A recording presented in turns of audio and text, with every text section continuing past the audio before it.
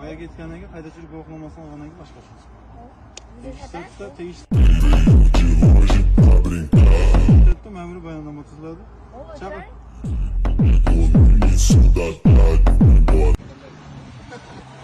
Mana sentra katta bolalarni mashina kichkina bolalar boshqarib qo'yadimi shunda? Shundaymi? Katta bolalar mashina kichkina bolalar haydab ko'rgan-ku, to'g'rimi? Bo'ldi, uni katta bolalar haydab trenddan tushirding-da buni. Kichkina bolalar haydaydi endi. Qayerga yubordi sizni? Hozir keladi. Ha? Aytamiz keladi.